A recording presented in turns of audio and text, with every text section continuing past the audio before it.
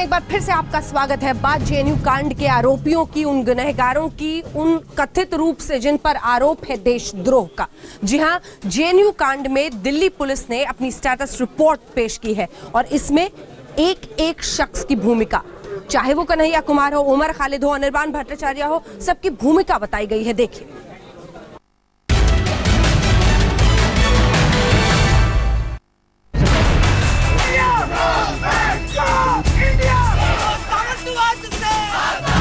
मेरा नाम उमर खालिद जरूर है, लेकिन I am not a terrorist.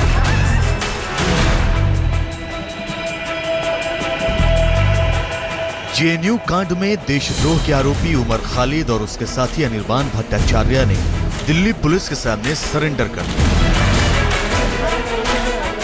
आधी रात को जेएनयू के गेट नंबर 4 से 1 किलोमीटर दूरी तक उनके साथ सिक्योरिटी गार्ड रहे और उसके बाद पुलिस ने उमर खालिद और अनिर्बान को अपनी गिरफ्त में ले लिया।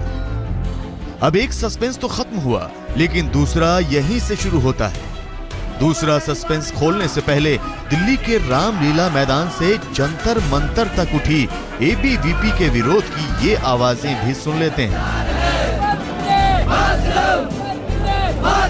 जेएनयू कांड को लेकर के एबीवीपी कार्यकर्ता रामलीला मैदान से निकल चुके हैं और आप देख सकते हैं कि रैली अब जंतर मंतर की तरफ जा रही है। और यहाँ से आप तस्वीरों के जरिए अगर आप देखें तो पीछे हजारों की तादाद में आपको कार्यकर्ता दिख जाएंगे। हमारे साथ साकेत एबीवीपी से। साकेत, क्या संदेश है इस रैली के जरिए? देखिए, एक घटना हुई, पहले संसद में हमला हुआ, संसद ने कहा कश्मीर भारत का इंटीग्रल पार्ट है।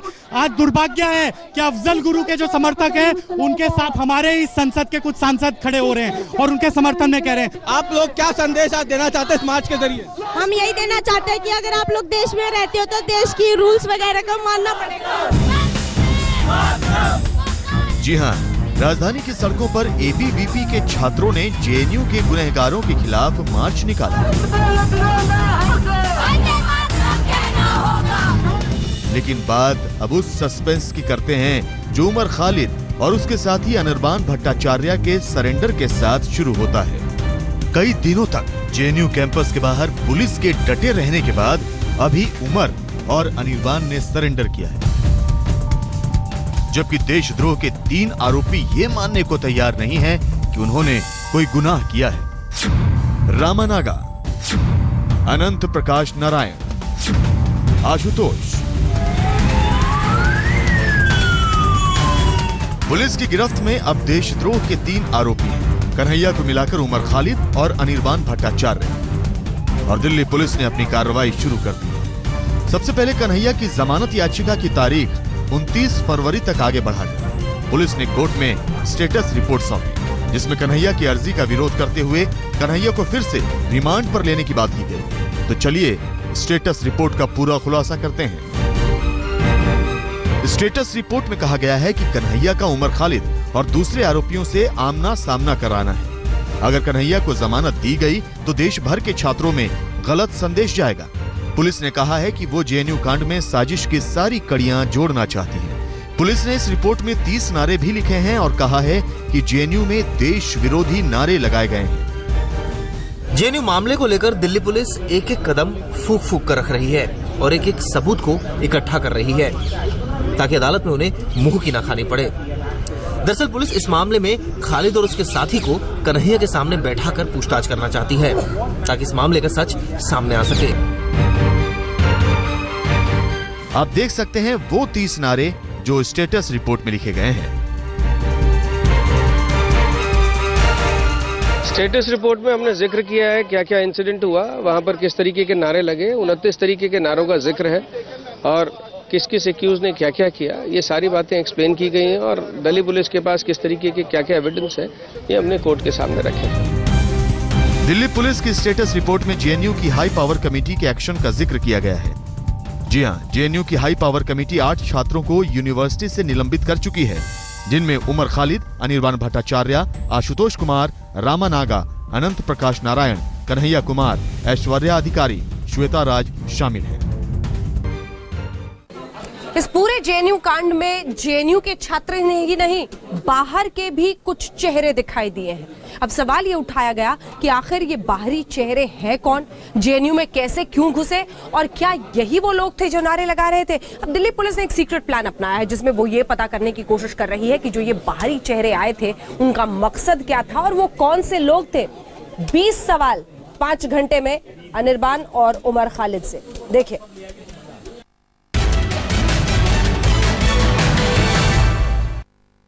मुख्तारी जान सरकारी जंग हमारी जारी है, खुद मुख्तारी जान सरकारी जंग हमारी जारी है, आईन हिंदुस्तान का जेएनयू कांड में जेएनयू प्रशासन ने ये नया वीडियो जारी किया है। इस वीडियो के जरिए दावा किया जा रहा है कि जो लोग घेरा बनाए हुए हैं वो जेएनयू के नहीं हैं बल्कि बाहरी हैं।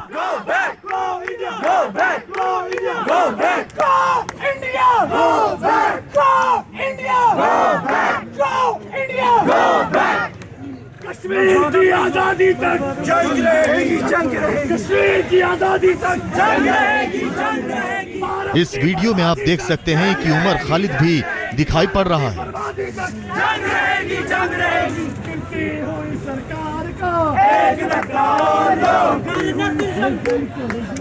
नहीं, हमारे इंक्वायरी कमेटी ने भी कुछ ऐसे फोटो निकाले कि जो जेएनयू के नहीं थे और वो इनफैक्ट कह भी रहे थे ये जेएनयू के, इसमें से कोई लग रहा है वो कुछ लोग जेएनयू के नहीं थे, जितना मैं कह सकता। बट उस दिन ये आए थे, कैसे आए वो तो अब इंक्वायरी का विषय है, वो तो पुलिस करेगी, उसमें हमारा यूनिवर्सिटी के साथ वो कोई लेना देना नहीं।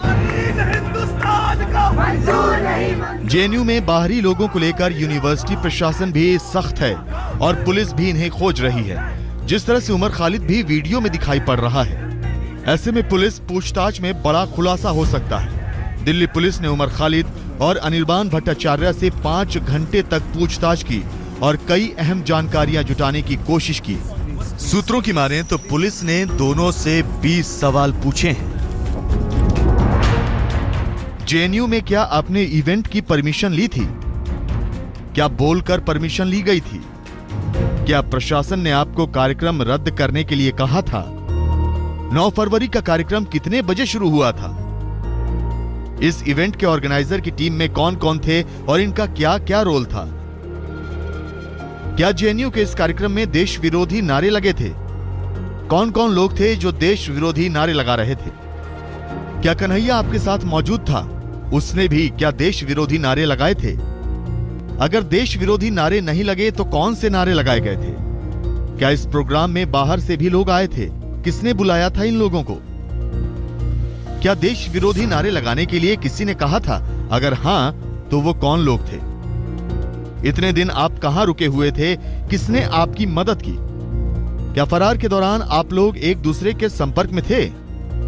आपको फंड किसने किया था? जब आप फरार थे तब पैसों की मदद किसने की? इस इवेंट में उस वक्त और कौन कौन लोग मौजूद थे? क्या इससे पहले भी जेएनयू में इस तरह के प्रोग्राम किए गए थे? अगर परमिशन रद्द की गई थी तो फिर क्यों प्रोग्राम किया गया?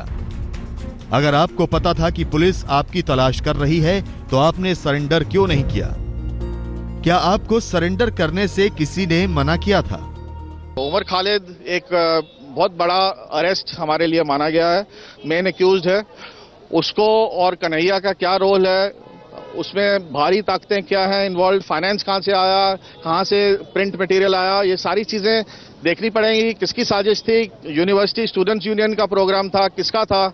आउटसाइडर्स कौन थे जो हैंकी लगा के अपना मुंह ढके हुए थे? तो ये सब चीज़ें हमने इनसे पूछनी है और इनको एक दूसरे से कन्फ्रंट करना है। हालांकि दिल्ली पुलिस के सूत्र ये भी बता रहे हैं कि उमर खालिद और अनिर्बान भट्टाचार्य ने पुलिस को ये बता दिया है कि ये सभी लोग इतने दिन कहां रुके थे। कहा जा रहा है कि दोनों पूछताछ में सहयोग भी कर रहे हैं। उमर खालिद ने भी ये माना है कि उसने अफजल गुरु के समर्थन में बोला था। दिल्ली पुलिस ने दोनों की सुरक्षा के लिए भी सीक्रेट प्लान बनाया है। देशद्रोह के इन दोनों आरोपियों को अभी आरके पुरम थाने में ही रखा गया है। जेएनयू मामले को लेकर दिल्ली पुलिस की जांच लगातार जारी है। सरेंडर करने के बाद उमर खालिद और उसके दोस्त अनिर्बान से दिल्ली पुलिस ने कई घंटों तक पूछताछ की। इस दौरान दोनों से कई तीखे सवाल भी पूछे गए ताकि सच सामने आ सके। कैमरामैन सत्येंद्र भाटी के साथ चिराग गुठी, दिल्ली आज तक। एक तरफ पुलिस जेएनयू कांड में पूरे सच को जानने के पीछे पड़ी हुई है, दूसरी तरफ कोर्ट ने भी, चूंकि मामला इतना गंभीर है, स्ट्रिक्ट वार्निंग जारी की है। इधर दूसरी तरफ अगर हम देखें तो दिल्ली पुलिस लगातार ये कोशिश कर रही है कि 9 फरवरी का पूरा सच, मास्टर प्लान सामने तो आए।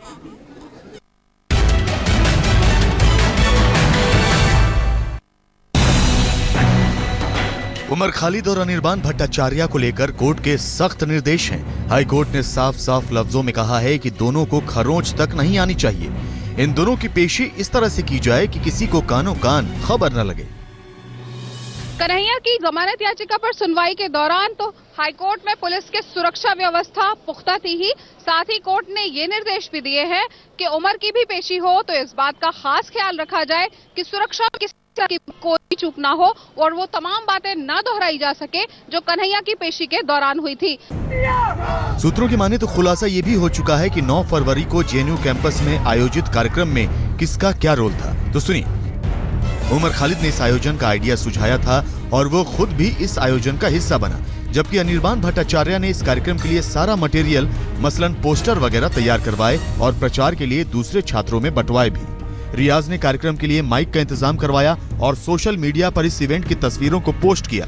हम आपको बता दें कि रियाज ने अभी सरेंडर नहीं किया है। पुलिस रियाज से भी पूछताछ करना चाहती है। इसके अलावा बनो ज्योत्सना लाहिड़ी पर आरोप है कि वो इवेंट की को-ऑर्गेनाइजर थी। पुलिस अभी बनो ज्योत्सना पर आरोपों की जांच कर रही है। पुलिस का मानना है कि जेएनयू में कुल 30 देश विरोधी भड़काऊ नारे लगाए गए। पुलिस की ओर से जेएनयू कांड पर स्टेटस रिपोर्ट टॉप अधिकारियों और गृह मंत्रालय को भी भेज दी गई है।